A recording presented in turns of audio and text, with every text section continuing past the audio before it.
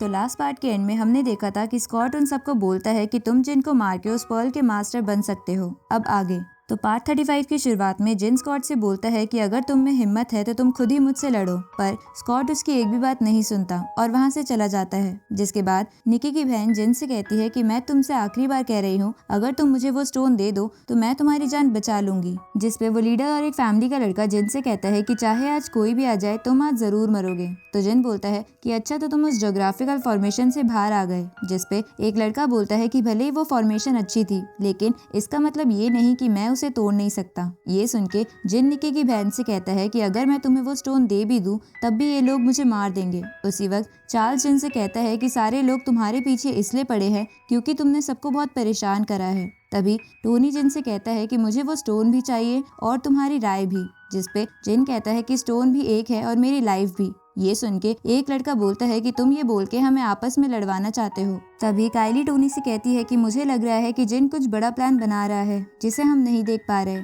तो टोनी बोलता है कि मैं जेनियन हॉल का यंग मास्टर हूँ और मैं इससे डरूं। तभी कई सारी फैमिली के लोग टोनी से कहते हैं कि आप पहले अपना बदला ले लीजिए, हम बीच में नहीं आएंगे। ये सुन के चार्ल्स अपने मन में सोचता है कि वैसे तो मैं जिन को मारना चाहता था, पर अब जेनियन हॉल बीच में आ गया है तो मैं इन्हें ही अपना काम करने देता हूँ। इसके बाद सब लोग पीछे खड़े हो जाते हैं। तो टोनी जिन से बोलता है कि क्या तुम्हारे पास बचने का कोई प्लान है। ये सुन के जिन वहाँ चारों ओर एक शील्ड फॉर्मेशन बना देता है ताकि वो सब लड़ सके। ये देखकर टोनी बोलता है कि इसका कोई फायदा नहीं होगा। तो जिन कहता है कि आज मैं तुम्हें दिखाऊंगा कि मैंने जेनियन हॉल के उस यंग मास्टर को कैसे मारा था। ये सुन के टोनी गुस्से में जिन पे अटैक करना शुरू कर देता है। तो जिन अपनी बॉडी स्पीड टेक्निक से बचते हुए टोनी पर वार करता है लेकिन टोनी उससे बच जाता है। जिसके बाद वो दोनों शॉक अटैक करते हैं जिसे देखकर सब हैरान हो जाते हैं और समझ जाते हैं कि जिन 7th level of human heaven पर पहुंच गया है क्योंकि जिन और टोनी के अटैक्स बराबर थे। अब ये देखकर टोनी जिन से बोलता है कि तुम्हारा बारबेरियन शॉक अटैक इतना पावरफुल कैसे हो सकता है। जिसपे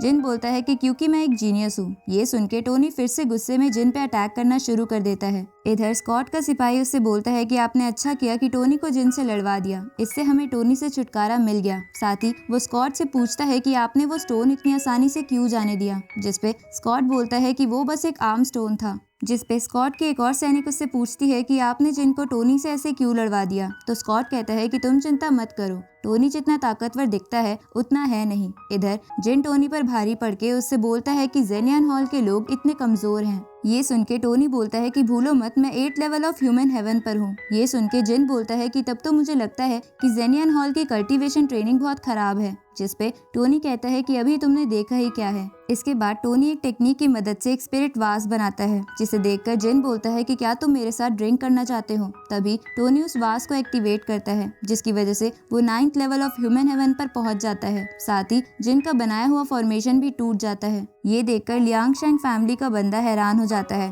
और बोलता है कि ये तो जल्दी से अपना लेवल बढ़ाने की टेक्निक है। जिसपे उसके पास खड़ा लीडर बोलता है कि अब जिनको पता लगेगा कि जेनियन हॉल से टक्कर लेने पर क्या होता है। ये देखकर निकी घबरा जाती है और अपनी बहन से कहती है कि हमें जिन को बचाना होगा। तो उसकी बहन उसे कहती है कि यहाँ पे बहुत सारे जिन के दुश्मन हैं, तुम उनसे नहीं लड़ पाओगी। इधर टोनी जिन से कहता है कि तुम जैसी चीटी मुझसे क्या बदला लेगी, आज मैं तुम्हें अपनी पावर दिखाऊंगा। इसके बाद टोनी जिन पे अटैक करता है तो जिन अपनी बबल टेक्निक की शील्ड बना के उसे रोकने लगता है। तभी जिन को लगता है कि उसके हाथ बहुत ज्यादा भारी हो गए हैं। उसी वक्त टोनी लगातार जिन पे अटैक करने लगता है तो जिन अपनी बॉडी स्पीड टेक्निक से उससे बचने लगता है। साथ ही वो बहुत थक भी गया था। तभी टोनी जिन को रोकने के लिए चारों तरफ शील्ड बना देता है जिसे देखकर जिन सोचता है कि टोनी के इस वास की वजह से उसका मूवमेंट बहुत कम हो गया है जिसकी वजह से वो ठीक से नहीं लड़ पा रहा है। इसके बाद जिन अपनी ये बात चेक करने के लिए टोनी पे अटैक करता है पर सिर्फ थोड़े से अटैक करने पे ही जिन थक जा रहा था। तभी टोनी जिन पे फिर से अटैक करता है पर जिन उसके हर अटैक से बच के उस पे अटैक करते हुए उसे कहता है